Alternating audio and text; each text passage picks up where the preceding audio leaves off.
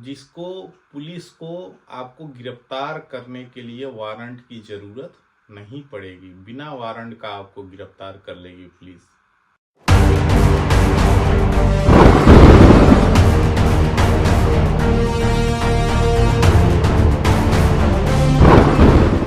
तो हेलो दोस्तों, आज हम लोग जानेंगे इस वीडियो में कि जो हमारा भारतीय नागरिक सुरक्षा लागू हुआ है उसकी धारा 2 में आरोप, परिवाद, इलेक्ट्रॉनिक संसूचना, ठीक है, संज्ञेय मामले, ये 4 चीज हम लोग जानेंगे। इसका क्या प्रावधान है, किस धारा में किया गया है, ठीक है।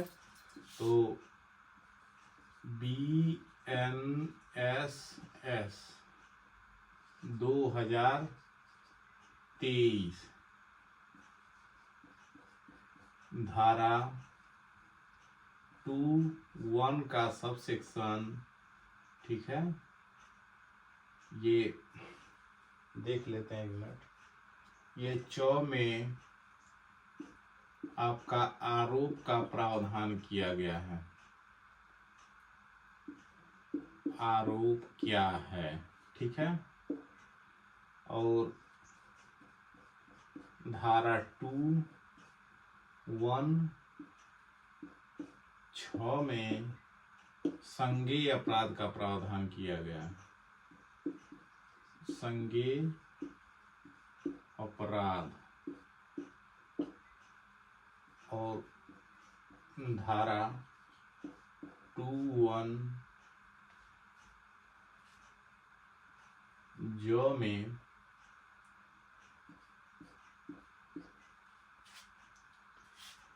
में आपका परिवाद का प्रावधान किया गया है। परिवाद।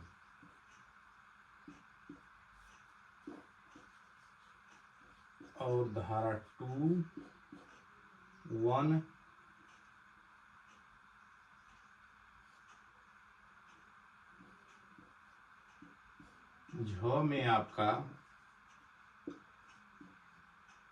इलेक्ट्रॉनिक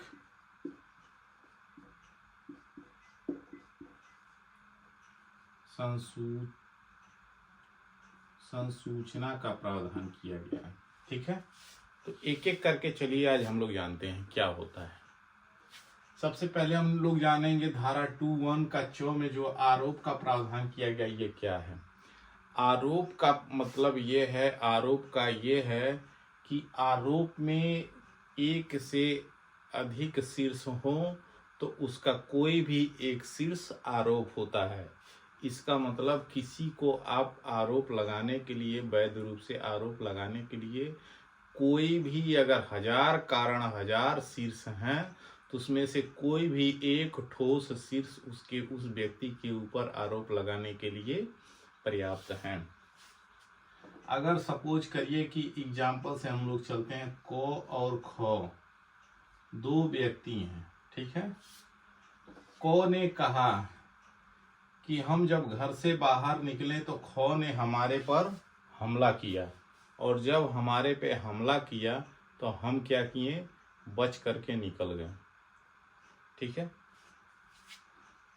क ने कहा, तो आरोप कौन लगा रहा है, ये क कह रहा है कि जब हम घर से निकल रहे हैं तो ख ने क्या कर रहा है, हमारे ऊपर हमला किया, और जब हमला किया तो फिर क कह रहा है हम इसके हमले से बचकर निकल गए। यानी क ने क्या कह रहा है, इसके ऊपर आरोप लगा रहा है। आरोप लगा रहा है कि तुमने हमारे पे हमला किया, लेकिन हम क्या किए, बच के निकल गए या हमें लग गया, जो भी हो, ठीक है। तो ये होता है आरोप। अब देखिए, ये आरोप लगाने का एक शीर्ष है कि नहीं है, तुमने मेरे पे हमला किया। हमला क्या है, आरोप लगाने का एक शीर्ष है, वैध कारण है उसके पास, ठीक है। अब जब ये मामला इन्वेस्टिगेशन में जाएगी तो क्या हमला की जो बात इन्होंने कहा था, क ने ख के खिलाफ कहा था, क्या वो सत्य है, क्या सत्य नहीं है, ये तो इन्वेस्टिगेशन के दौरान पता चलेगा। लेकिन फिलहाल प्रेजेंट टाइम में वो आरोप लगा रहा है, ठीक। तो ये रही आरोप। अब हम लोग देखते हैं संज्ञेय अपराध क्या है। संज्ञेय अपराध वह अपराध होता है, ठीक है, जो प्रथम अनुसूची में जितने भी अपराधों का प्रावधान किया गया उन अपराधों को छोड़ करके उसके बाद जितनी भी अपराध हैं वह या किसी अन्य विधि के द्वारा कोई ऐसा अपराध है जो अजमानती है, ठीक है, या कोई भी ऐसा अपराध जिसको पुलिस को आपको गिरफ्तार करने के लिए वारंट की जरूरत नहीं पड़ेगी, बिना वारंट का आपको गिरफ्तार कर लेगी पुलिस, ठीक है, ऐसा अपराध वो कौन सा अपराध कहलाता है? संज्ञेय अपराध कहलाता है। अगर किसी का मर्डर किए हैं आप तो इसमें पुलिस को वारंट की जरूरत नहीं है, वैसे ही वो तुरंत गिरफ्तार कर लेगी। और मर्डर का जो प्रावधान है ये प्रथम अनुसूची में यह अपराध नहीं है, ठीक है। प्रथम अनुसूची में वही अपराध का प्रावधान किया गया है जो जमानती अपराध हैं, जिनकी जमानत मिल सकती है आपको, ठीक है। तो ये रही संज्ञेय अपराध। संज्ञेय अपराध धारा 2 सबसेक्शन 1 6 में यह प्रावधान किया गया है। अब हम लोग देखते हैं कि परिवाद क्या है। तो धारा 2(1) जो में यह प्रावधान किया गया है परिवाद। परिवाद की इंग्लिश होती है कंप्लेंट, ठीक है। कंप्लेंट, किसी के खिलाफ आप कंप्लेंट कर दिए हैं, नाम सुने होंगे, कोई भी हिंदी में कभी नाम नहीं लेता है, फलाने ने चीने के खिलाफ कंप्लेन कर दिया है। कंप्लेन नहीं कंप्लेंट होता है, ठीक है, कंप्लेंट कर दिया है। लेकिन आज तक किसी के मुंह से नहीं सुनाई दिया फलाने ने उस व्यक्ति के खिलाफ क्या किया है? परिवाद किया है। तो आज हम लोग जानते हैं परिवाद है क्या। परिवाद एक ऐसा शब्द है, ऐसा मामला है, ठीक है, जो किसी एक व्यक्ति के द्वारा दूसरे व्यक्ति के खिलाफ किया जाता है, परिवाद।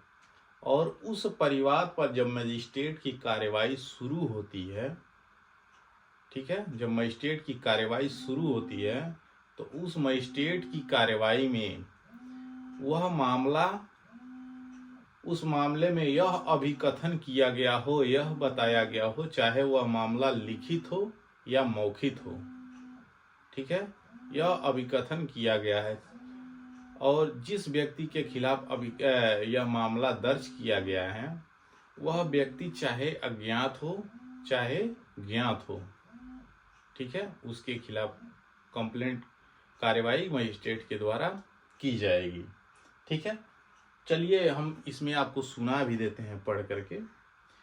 कह रहा है, इस संहिता के अधीन मजिस्ट्रेट द्वारा कार्रवाई किए जाने की दृष्टि से मौखिक या लिखित रूप में उसमें किया गया यह अभिकथन अभिप्रेत है कि किसी व्यक्ति ने चाहे वह ज्ञात हो या अज्ञात हो अपराध किया है, चाहे वह व्यक्ति ज्ञात हो या अज्ञात हो अपराध किया है, कंप्लेंट में जिसके खिलाफ कंप्लेंट किया गया है। किंतु इसमें पुलिस रिपोर्ट सम्मिलित नहीं है, लेकिन इसमें पुलिस रिपोर्ट सम्मिलित नहीं है, ठीक है। अब देखिए इसमें कह रहा ऐसे किसी मामले में जो अन्वेषण के पश्चात, इन्वेस्टिगेशन के बाद किसी संज्ञेय अपराध का किया जाना, किसी असंज्ञेय अपराध का किया जाना, जो जमानती अपराध होते हैं, किया जाना प्रकट करता है पुलिस अधिकारी द्वारा की गई परिवाद समझी जाएगी। अगर कोई इन्वेस्टिगेशन पुलिस के द्वारा किया जा रहा है और उसमें ये पाया जा रहा है कि वह अपराध असंज्ञेय अपराध है, ठीक है, और पुलिस के द्वारा जो रिपोर्ट दी जा रही है वह परिवाद समझा जाएगा। वो क्या समझा जाएगा? परिवाद समझा जाएगा। जिस पुलिस अधिकारी के द्वारा यह इन्वेस्टिगेशन किया गया है उसे परिवाद समझा जाएगा, ठीक है। अगला है इलेक्ट्रॉनिक संसूचना। इलेक्ट्रॉनिक संसूचना क्या है? इलेक्ट्रॉनिक संसूचना से यह तात्पर्य है कि जिसके अंतर्गत टेलीफोन, मोबाइल फोन या अन्य बेतार सूचना युक्त कंप्यूटर या श्रव्य दृश्य प्लेयर, श्रव्य दृश्य का मतलब होता है वीडियो, वह वीडियो जिसमें आवाज भी आती है और वो चित्र दिखता भी है और वो प्लेयर वो चलता भी है, ठीक है। श्रव्य दृश्य प्लेयर या कैमरा या कोई अन्य इलेक्ट्रॉनिक युक्त या इलेक्ट्रॉनिक प्रारूप जो केंद्रीय सरकार द्वारा अधिसूचना द्वारा विनिर्दिष्ट किया जाए सम्मिलित है। ठीक है, ये प्रावधान किया गया है धारा 2(1) इलेक्ट्रॉनिक संसूचना में। तो ये कुछ हमारे नए कानून में ये सब प्रावधान है, छोटे छोटे, ये सब नया जोड़ा गया है। ठीक है, और ये तो पुराना ही है, ये पुराने कानून में है, बाकी ये भी पुराने कानून में है, वो भी पुराने कानून में, ये नया जोड़ा गया है। ठीक है, तो हम लोग देखते हैं। ठीक,